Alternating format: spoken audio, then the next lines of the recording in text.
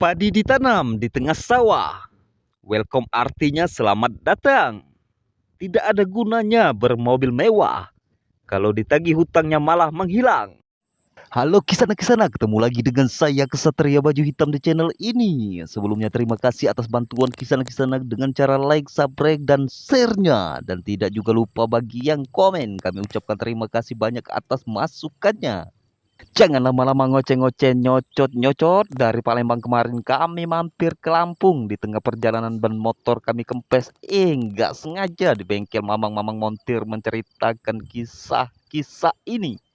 Alkisah tercatat dua pangeran yang sangat mencintai ayahanda mereka. Keduanya tengah menuntut ilmu sebagai bekal untuk kehidupan mereka selanjutnya, termasuk melanjutkan tahta ayahanda mereka. Setelah mendapatkan pengetahuan dan keterampilan yang cukup, kedua pangeran itu pun kembali ke kerajaan mereka.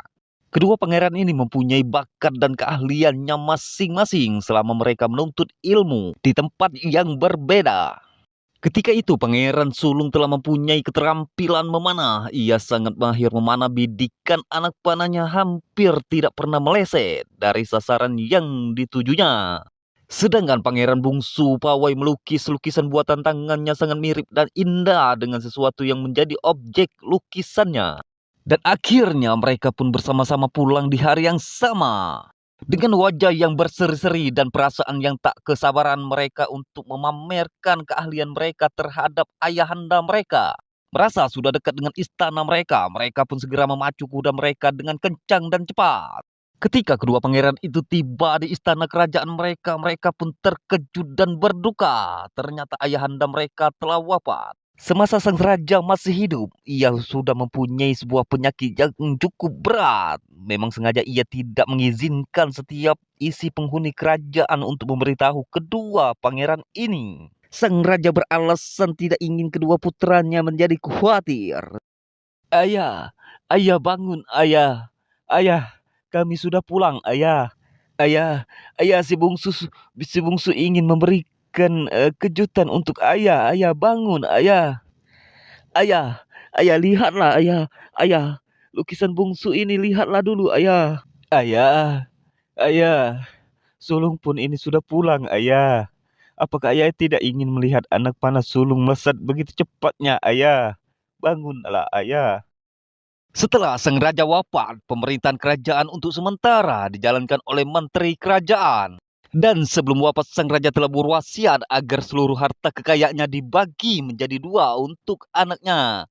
Satu benda yang sangat berharga peninggalan sang raja, yakni cincin ajaib, akan diberikan kepada salah satu dari dua anaknya itu yang paling mencintainya.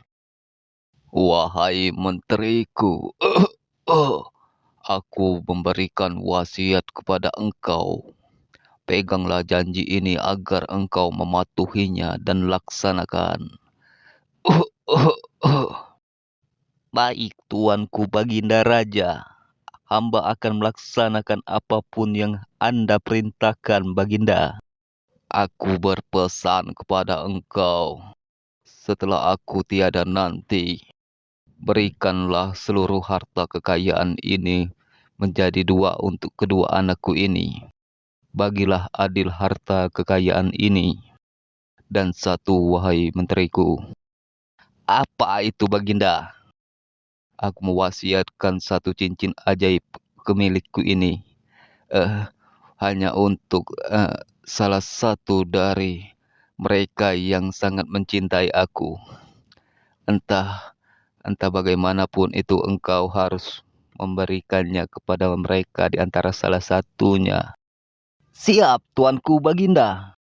Sang menteri adalah seseorang yang paling setia terhadap sang Baginda Raja. Karena itu ia dipercayai oleh sang Baginda Raja untuk melaksanakan seluruh amanat yang diperintahkan oleh sang raja. Wasiat-wasiat itu pun segera dilaksanakan oleh beliau.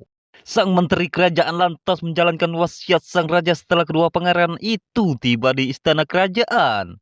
Harta kekayaan sang raja yang banyak itu dibagi dua. Setengah bagian untuk Pangeran Sulung dan setengah bagiannya lainnya untuk Pangeran Bungsu. Adapun cincin ajaib peninggalan sang raja akan diberikan kepada salah satu dari dua pangeran itu untuk melalui ujian berdasarkan kepandaian dan keterampilan mereka. Maaf tuan-tuanku pangeran, hamba hanya menjalankan tugas dari mendiang sang Baginda Raja. Beliau telah berpesan kepada hamba untuk membagi adil seluruh harta kekayaan kerajaan ini menjadi dua untuk kalian berdua. Namun ada satu tuan-tuanku pangeran yang tidak bisa sama sekali dibagi dua, yaitu cincin peninggalan mendiang ayahanda kalian. Maka dari itu, siapapun di antara kalian berdua yang menginginkan cincin itu harus melalui tes ujian dulu. Barang siapa kalian layak untuk mendapatkannya, maka itu akan harus meluluskan diri dari tes ini. Baik, Paman Menteri. Akhirnya kedua pangeran itu sepakat untuk mengikuti seluruh tes ujian yang diberikan oleh Bapak Sang Menteri. Ini yang tes ini langsung dari Bapak Menterinya langsung ini. Kayak menteri, mungkin menteri olahraga ini. Ah, bukan. Mungkin ini menteri ketahanan pangan. Kayaknya bukan juga ini. Ah, menteri pertahanan ini cocoknya nih. Menteri pertahanan ini.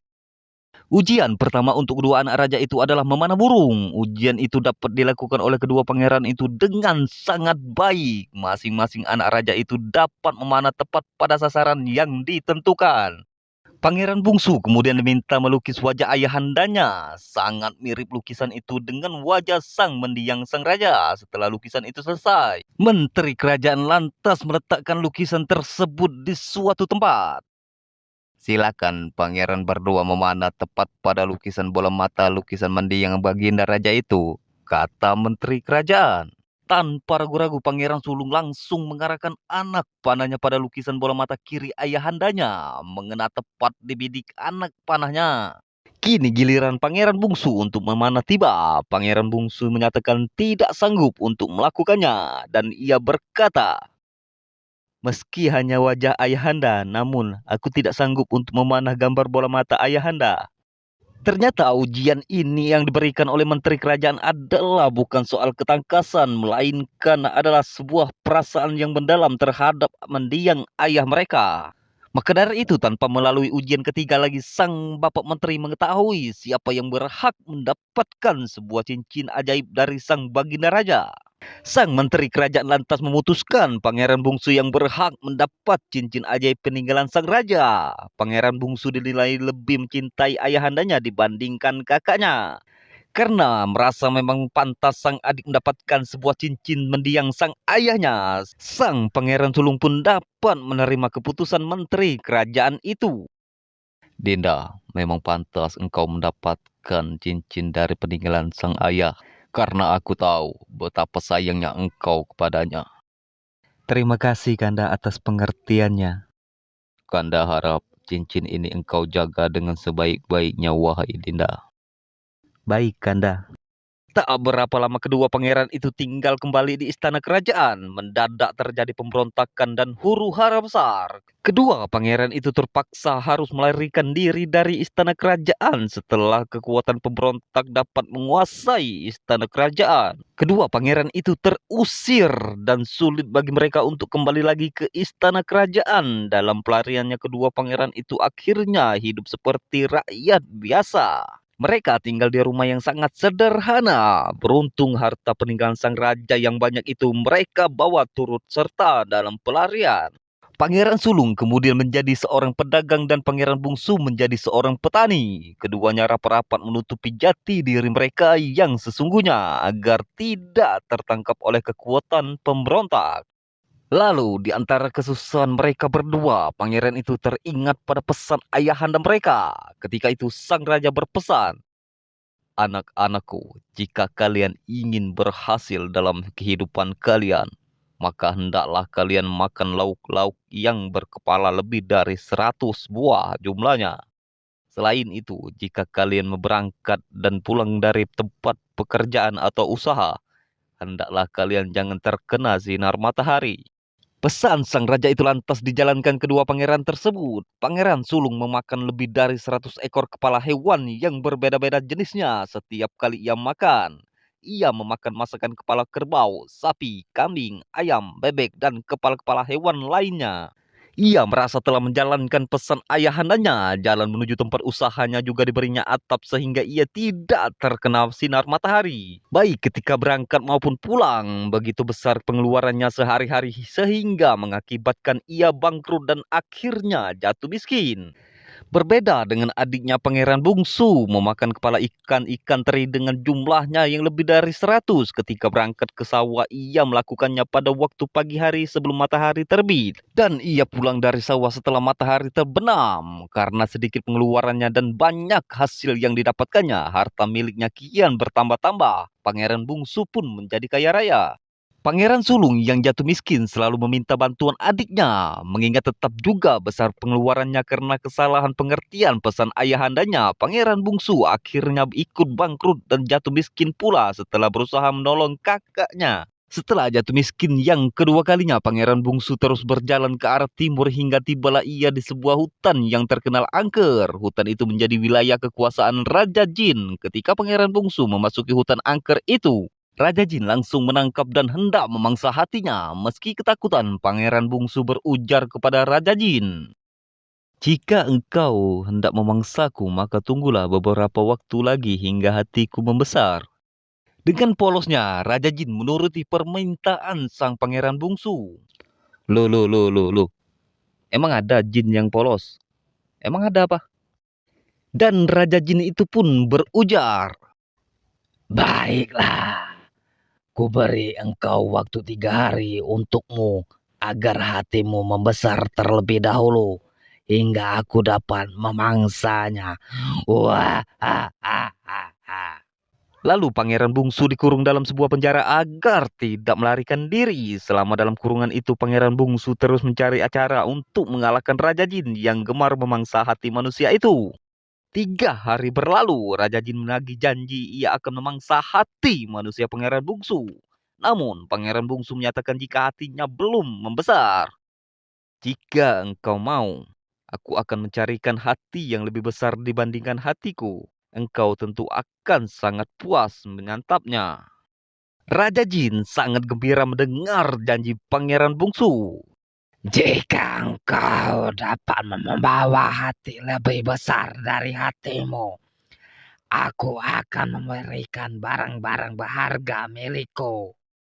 Ternyata itu hanyalah sebuah bualan dari Pangeran Bungsu. Pangeran Bungsu mencari cara untuk melenyapkan Raja Jin yang sangat jahat itu. Didapatkannya cara itu, ia lalu membuat lem dari umbian tanaman yang ditemukannya di hutan itu. Pangeran Bungsu kemudian membuat lem dalam jumlah yang sangat banyak. Dibawanya satu panci lem ketika ia kembali menemui Raja Jin. "Wahai Raja Jin, aku membawakan obat untukmu," kata Pangeran Bungsu. "Obat?" Untuk meyakinkan Raja Jin, Pangeran Bungsu lalu menunjukkan panci dan membuka tutupnya. "Ini adalah obat yang dapat membuat tubuhmu menjadi kuat perkasa. Selain itu, obat ini juga membantumu awet muda lagi panjang umur." Raja Jin sangat gembira mendengar penjelasan Pangeran Bungsu. Tanpa ragu-ragu, ia langsung memakan panci berisi lem itu dan langsung menelannya sekaligus. Selang tak berapa lama, Raja Jin meronta-ronta karena tenggorokannya tersumbat lem. Ia berusaha mengeluarkan kembali lem yang ditelannya, namun tetap lem itu menyumbat tenggorokannya. Tubuhnya limbung dan terjatuhlah ia dengan kepala terbentur batu besar. Raja Jin itu pun akhirnya tewas. Pangeran Bungsu tidak hanya terbebas dari kekejaman Raja Jin, melainkan juga mendapatkan banyak barang berharga milik Raja Jin. Dan dibawanya pulang seluruh harta-harta yang berharga itu. Sepeninggalnya Pangeran Bungsu, ternyata kakaknya tidak sama sekali bekerja. Ia terus menggunakan harta kekayaan Pangeran Bungsu yang tersisa untuk memenuhi kebutuhan hidupnya yang boros. Akibat harta Pangeran Bungsu yang habis, sehingga rumah milik Pangeran Bungsu pun dijualnya. Pangeran Sulung pun bahkan menjadi pengemis. Pangeran Bungsu sangat terkejut saat mengetahui rumahnya telah dijual dan kakaknya menjadi seorang pengemis. Dengan harta yang dibawanya, Pangeran Bungsu pun lantas membeli rumah baru. Dicarinya kakaknya dan diajaknya pulang kembali. Ia memaafkan kesalahan kakaknya. Pangeran Bungsu tetap sayang dengan kakaknya. Betapapun besar kesalahannya terhadapnya, ia merasa sebagai saudara hendaklah saling tolong-menolong dan mengingatkan jika saudaranya itu melakukan kesalahan. Pangeran Sulung menjadi sadar ia meniru sikap hemat dan rajin yang dicontohkan adiknya. Keduanya pun akhirnya menjadi orang-orang kaya lagi terpandang di desanya. Keduanya hidup rukun dan berbahagia meski tidak harus tinggal di istana kerajaan yang juga tidak harus menjadi raja pengganti ayah mereka. Dan akhirnya ceritanya pun tamat. Ending dari cerita yang mengejinkan. Kisah-kisah pesan moral yang dapat kita ambil dari kisah ini adalah berhematlah dalam kehidupan karena hemat adalah pangkal dari kaya dan boros akan menuntun ke jurang kemiskinan dan kehancuran. Seperti biasa bagi kisah-kisah yang mempunyai cerita-cerita kisah di daerahnya, kalau mau request boleh kita ceritakan kisahnya di channel ini. Silakan komen di bawah ini judul dan daerahnya di mana. Sekali lagi, seperti biasa, kami tidak pernah lelah meminta bantuan kisah-kisah untuk mengembangkan channel ini dengan cara like dan subscribe-nya. Terima kasih. Kami dari segenap kru 1001 kisah mohon pamit undur diri. Sampai ketemu lagi di kisah selanjutnya. Kami akhiri dengan sebuah kata. Ketika hidup seperti kuis, ingatlah bahwa jawaban yang salah pun bisa jadi lebih menghibur daripada yang benar. Terima kasih, saya Kesatria Baju Hitam. Mohon pamit undur diri, ketemu lagi di kisah selanjutnya. Bye-bye.